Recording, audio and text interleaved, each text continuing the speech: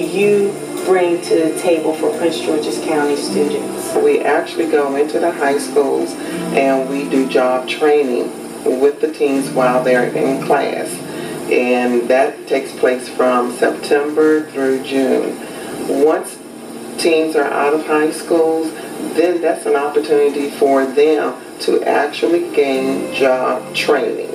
So while we are in the schools with the teens, we want them to identify what their career goals are. What is it that they want to be once they graduate from high school? So we have had teens to tell us, oh, I want to be a nurse, or I want to be a child care provider, or I want to do administrative work. So we identify 4 categories to place them either in the medical fields, administrative, child care, elderly care. We give them those 4 options, and sometimes we've had the opportunity to partner with Maryland Park and Planning that does recreational. So they have those options, and we provide them with an opportunity to work in that environment for 5 weeks.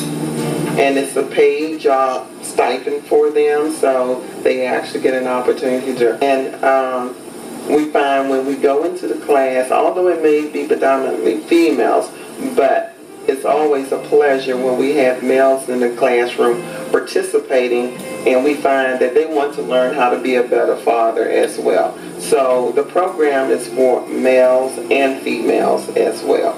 So once they come on board, we do job orientation with them. We know how critical it is for them to have the professional attire. So we actually take them shopping for a professional image. We have a host of volunteers that serves as chaperones, and they do professional makeover. And then they're now ready to go to work. But in addition to sending them out, we don't just place them. They have a job coach. The job coach is there for them as well as their supervisors. And what the job coaches do, they collect their time sheets, they collect their evaluation sheets. Teens are actually evaluated weekly on attendance, on their work ethics, and so it's a real work experience for them. Okay, so is the job placement, or is the amount of money that the students, is it below the minimum wage, or is it just minimum wage? We have been fortunate since we started the work program for the job training program for the teens that we've been able to pay over minimum wage. Oh, wonderful. And so we pay $8 an hour because minimum wage is like $7.25 now. So then what would you find to be your biggest struggle? The biggest struggle for me or for the teens, let me speak on the teen behalf first. Okay. On the teens' behalf, it's a struggle for them to stay in school, not having child care or having adequate child care, not being able to pay for child care services. So those are some of their challenges. For us as a nonprofit organization, it's having enough funds to be able to provide the services to the teens. When we first started, we were able to employ about 60 teens. Oh, wow. During the summer. And so now, with all the budget cuts and economic downturn, we're about at half. We're a little over 30.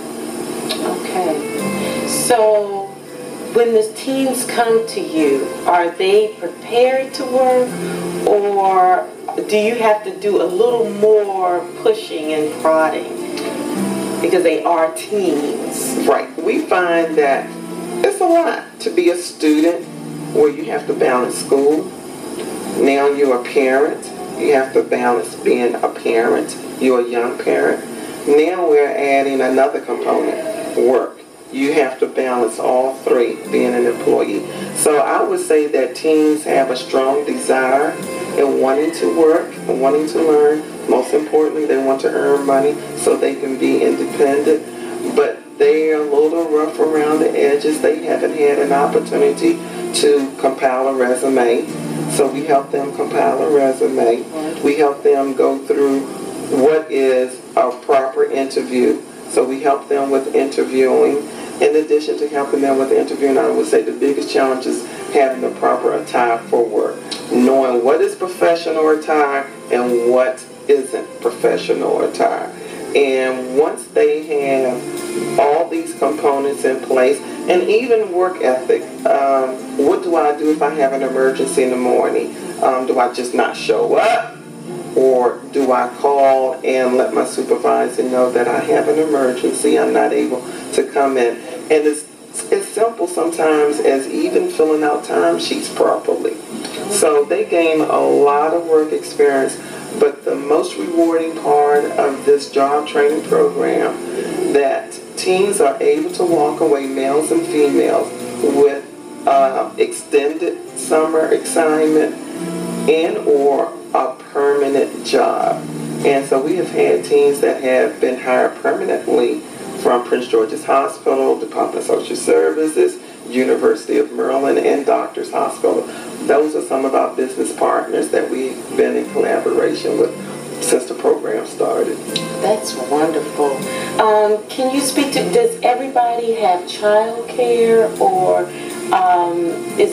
do you ever find there to be a situation where a child may want to bring their baby to the job, or have you all spoken about that? Since we started the program, we have had an opportunity to experience all of the above.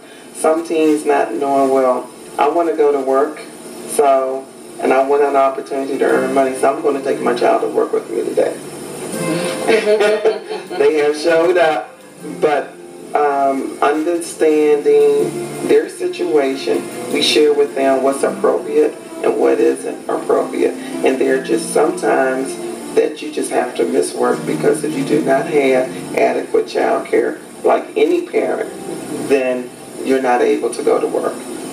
Well, we've spoken to a lot of the other teens, and they seem as though they all feel as though this was an awesome experience for them this summer, and they applaud you and youth professional development, because I don't think that they would have gotten the same type of cuddling and hand walking through the park as you all had given them. So I really want to thank you. But is there anything else that you would like to add that maybe I didn't cover? When we have them, it's not just a job training. We remember what it was like for us to be young, so we know how nervous they can be, but we know with training, it helps them to be the best that they can be. We also do a life skill retreat with them, and we talk about prevention on repeat pregnancies. We talk about health issues, and we talk about conflict, how to resolve conflict. We also, while they're with us, we do college tour, because those that graduate from high school, it's critical that they know what the next step is for them. So as far as moving forward and being young, you still want to have a little fun. So we incorporate some fun things with them as well, whether it's Six Flags or a movie, museum. You know, we just try to cover the whole gamut of what would it take for you to be successful. And so it's a pleasure for us. It's hard work, but staff, I find, is really committed and dedicated in working with them. And we are happy just to see them take the steps that they take, and knowing that they are taking steps towards becoming successful. Well, I think that you are a big part of that, because part of our program with the Adolescence and Grant program, our main goal is for those students to graduate. And 97% of the students graduate from the program. And I think a lot of that success goes to you and your program, because you have those hands-on, you're in the classroom with the students, and also helping them to then matriculate to be self-sufficient. Yeah. So I just would like to thank you for everything that you do. Well, thank you so much, Ms. Bowen. Thank you for being here. Thank you for that.